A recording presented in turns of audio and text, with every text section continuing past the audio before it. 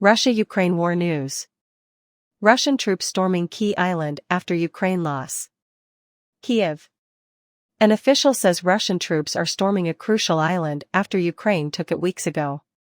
Captain Dmytro Pletenchuk, spokeswoman for Ukraine's Southern Operational Command, told a Ukrainian channel on Thursday that Moscow soldiers have repeatedly attacked Nestriha Island. Nestriha Island is 12 miles southwest of Kherson, which Ukraine liberated in 2022 together with the west, right, bank of the Dnieper River. Ukrainian soldiers retook the island from Russian troops in late April. After lengthy cross-river operations, Ukraine reached the occupied bank of the Dnieper in mid-October 2023. Thursday, Pletenchuk said Nestriha Island is tactically important because it keeps Russian soldiers away from Ukrainian lines. For some months, the enemy has been gathering forces to escalate again. He stated 19 attempted assaults yesterday were high. He spoke to Hromadske Radio after Ukraine retook the island on April 28.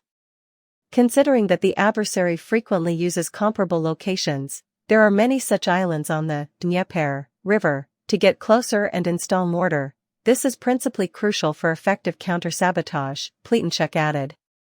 So yeah, this location was enemy-free. Putin took Crimea from Ukraine in 2014.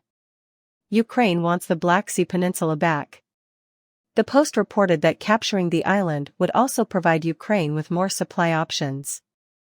Ukrainian and Russian troops have been relying on boats for resupplies in the area, and local geography has limited their routes. What's next? Union said that Pletenchuk claimed Russia is employing all resources to cause as much harm as possible. The attack involved drones and ballistics. Thankfully, no one died.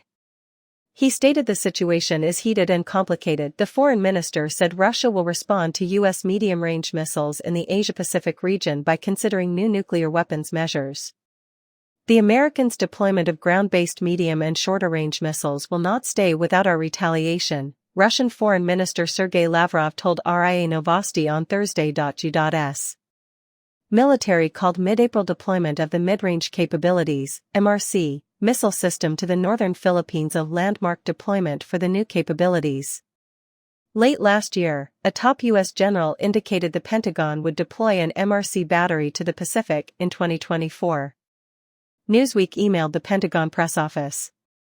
Lavrov told Russian state media earlier this week, I am convinced that other nations in the Asia-Pacific region will also receive demands to give hospitable territory for similar sorts of weaponry.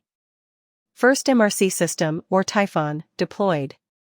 The system fires Tomahawk cruise missiles with a 1,000-mile range and SM-6 interceptors with a 200-mile range. The Intermediate Range Nuclear Forces, INF, treaty-outlawed nuclear and conventional missiles with ranges between 300 miles and 3,400 miles, including the system's longer-range missiles. Ronald Reagan and Mikhail Gorbachev signed the treaty in 1987. But it no longer binds any country. The U.S. withdrew from the INF treaty in mid-2019, accusing Russia of violating its obligations, which NATO and Moscow rejected. Both sides halted participation months ago. Russia will forego unilateral self-restrictions when the U.S. leaves the INF treaty, Lavrov stated Thursday. We should not exclude new nuclear deterrent steps since American forward-based missiles can cover nuclear force command posts and positions.